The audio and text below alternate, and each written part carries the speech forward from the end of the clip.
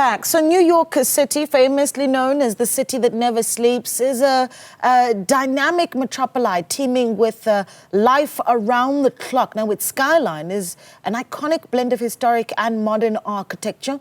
We take you to New York, where young South Africans are making extraordinary contributions. We caught up with Mokena Makeka, an award-winning architect and globally recognized expert in urban design.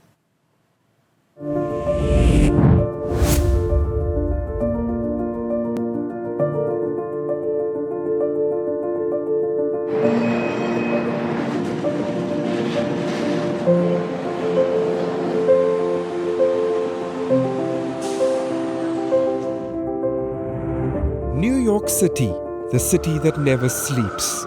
A global metropolis where cultures collide and dreams are made. Among the millions of voices that fills its streets, there is a vibrant community of South Africans who have made the Big Apple their home. I am the type of South African, I still feel like I belong and I want to give back to it. I wanted to be part of showing the world what Africa can do. South Africa will always have that pull and always be a home for me. I miss the food. Even though we can try to make it here and I cook some pap, it's not the same as South African pap. New York City is calling my name. It's a city where it's very busy. It keeps you on your toes. People undermine you, and that's just what it is. It's the land of opportunity. The city never sleeps, as you can hear.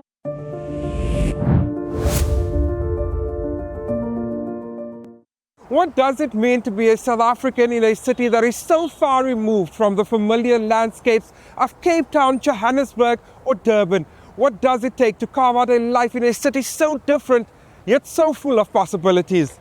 I set out to speak to some South Africans who have made this city their home. The New York City skyline is one of the most recognizable in the world and a living testament to the evolution of architecture.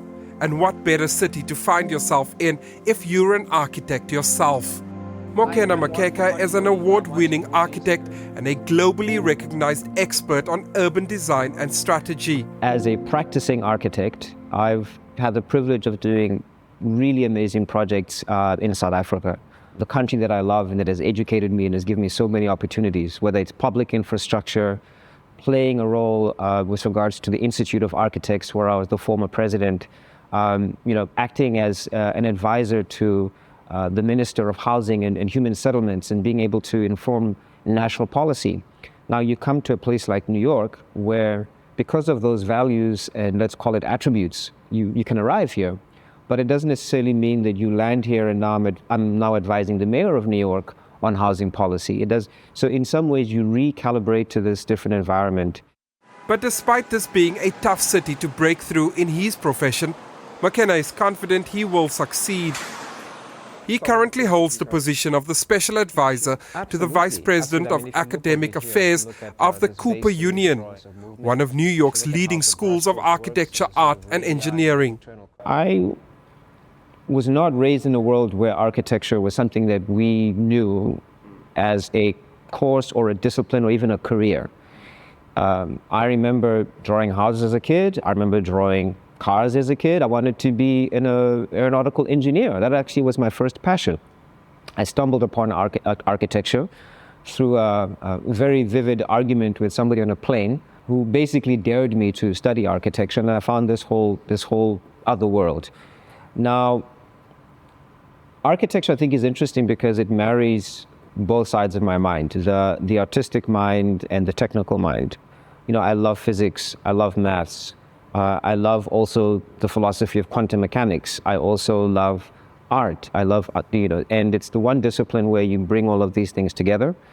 And what I realized through that is a lot of the challenges that we have in South Africa, in terms of the legacy of apartheid, in terms of planning, spatial justice, economic opportunity, is intimately tied to, let's call it the pact that happened between spatial planners and the apartheid regime and even the colonial regime. Mokena Makeka believes in the power of design in order to better people's lives. His guiding philosophy, he says, is in reaching people through architectural, environmental, sustainable projects. Back home, he is well known for innovative designs specifically for his 2014 rebuild of the Cape Town main station. Understanding the social impact of architecture has pretty much been my mission. So I love to design. I love design. But I was never into architecture for design's sake. I was into it because if you can make an incredible building in a township, if you can have an impact on public transport, if you can think about how a school can support a community and make it beautiful, that goes back to my point earlier about honoring the investment of the people who came before me. I know many people think of architecture as buildings. I see them as engines of progress. While living in South Africa, Mokena designed many buildings, which he says has contributed significantly to the communities they were intended for. I think a good architect and a good designer looks at the situation that's in front of them and in some ways maybe strips away their prejudices or strips away their let's call it their spreadsheet that says this is how it's done, and ask the question, what is required for this particular place? So you need to be curious, you need to be humble, you need to not think that the next building should look like your last one because you have a style that you have to maintain. You need to ask yourself, who is the community here and what is their most important need? Now an academic, Mokena says his life in New York is just another stepping stone, a place for him to learn and then take that knowledge back home eventually. I know that I don't know enough yet, so I needed to be in a place that was going to challenge me. I want to be honest about that.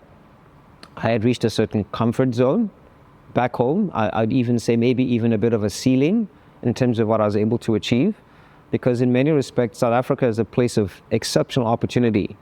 But make no mistake, the apartheid barriers around capital still remain profound. As an architect, I found that I've done a lot of public work, but my ability to do private work is not the same. And it goes down to simply our histories. You know, private work sits in one capital bucket and state work sits in another bucket. I wanted to be part of showing the world what Africa can do.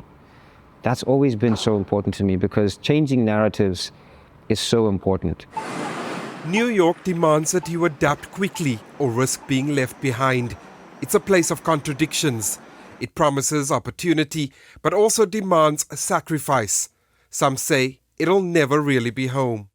I miss seeing myself. Now, what I mean by that is, New York is a place of anonymity. It's a place of over 800 languages, 8.5 million people, so you can disappear. When you're back home, you can't disappear. People know you, you see yourself. There's a recognition, whether you're going to a restaurant, whether you're out in the streets and so on. South Africa is a mirror of who you are. And whereas New York is not a mirror, New York is a tunnel. You go into it and you might come out at the other end as something different. So I miss hearing my language being spoken ordinarily. I miss being able to have trilingual conversations at a bar. So moving between English and Sesotho, reflexively. I miss my children. They're also in Johannesburg. I probably miss them the most. I mean, and it hurts to kind of feel like a migrant laborer sending remittances. I'm a modern miner in some respects. Architecture, they say, is not just about a building, but creating a better, more sustainable future. Something Mokena Makeka says it's all about pushing the boundaries and marrying creativity with sustainability.